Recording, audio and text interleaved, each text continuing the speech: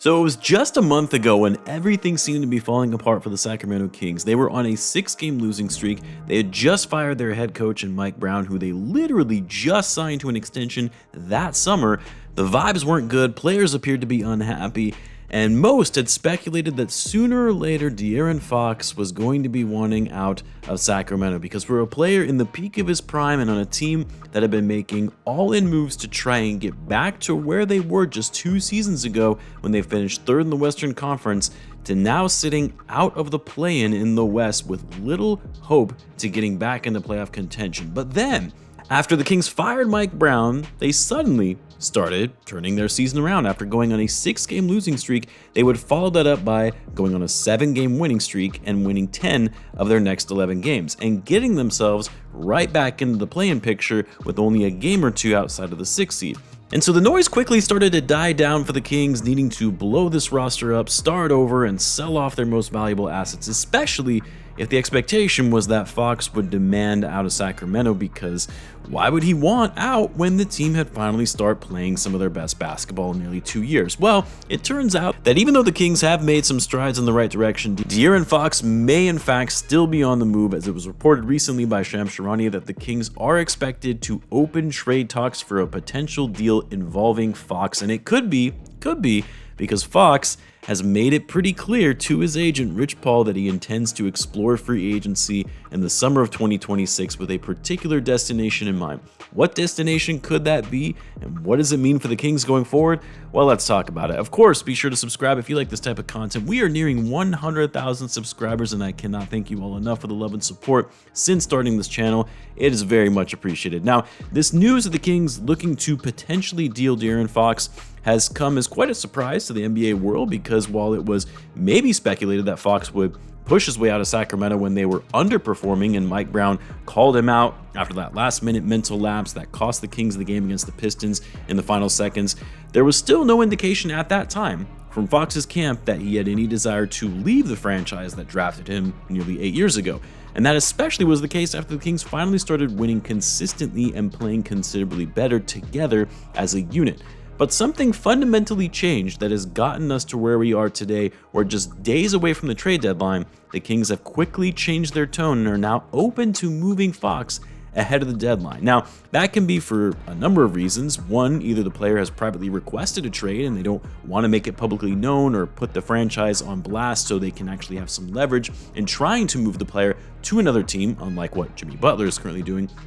Or the Kings as a franchise are perhaps seeing the writing on the wall early, realizing that while, hey, this team is good, they're not a legitimate title contender, and rather than trying to double down and mortgaging their future to go all in for something that isn't likely going to happen, you try and sell off one of the more valuable players in the league while his value remains high and start looking ahead towards a world without Fox being your franchise player. Of course, it also doesn't help that Fox has really not committed to the Kings and signing with them long term despite being extension eligible. Now, it's been reported by various outlets that Fox has a destination or destinations in mind ahead of when he's set to become a free agent in 2026. And if that is in fact the case, then the Kings would be wise to try and move now while Fox is still playing at an all-star level and a very coveted player in the league, rather than waiting until the offseason or at the trade deadline next season when his value and their leverage could be considerably less when he's playing on an expiring deal and teams know the Kings don't want to let him walk for nothing. And so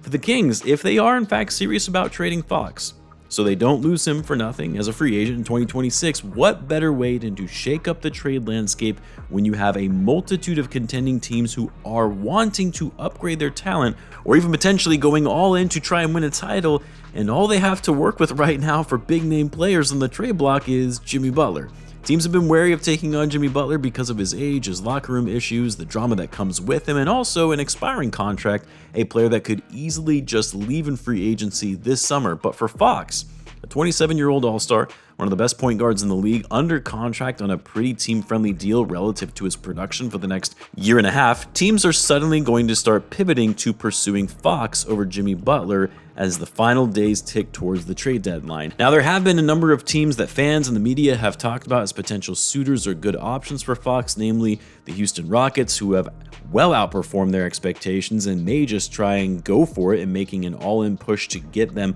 to the next level. Maybe the Lakers, who are in need of a point guard and added scoring, also the Rich Paul connection with LeBron and Anthony Davis. Hell, maybe even the Suns. They could waver off their focus on Jimmy Butler and now start looking at Fox as a potential option. Now, the trades in order for some of these teams to land Fox are going to be more complicated to actually get done with all the salary cap maneuvering and potential draft assets that would need to be included in any Fox deal. But regardless, there will be teams interested in landing De'Aaron Fox, a player most teams thought would likely be off the table. But the team that is believed to be Fox's destination of choice, the team he apparently has in mind ahead of the summer of 2026 when he becomes a free agent, is the San Antonio Spurs, a team he views as being on the up and up with the rise to superstardom of Victor Wembanyama, that he could be the piece that gets this team to being a perennial title contender for years to come. Now, whether or not Fox is actually that guy, that perfect fit alongside Wemby, is up for debate, but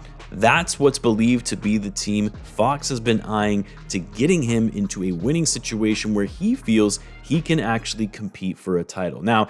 if this is in fact the case, and Rich Paul is making that clear that Fox desires to play in San Antonio, well, that's severely going to limit the kind of return the Kings could get for him, because now any potential team interested in Fox is taking a gamble and trading away assets for him if he has no desire to stay with their team long term. Or you go that route of just trading him to the Spurs now to get him where he wants, but the downside is, well, the Spurs are now going to know that they have all the leverage, because why trade the world to get Fox when they know they could just snag him in free agency in 2026? But look, at the end of the day,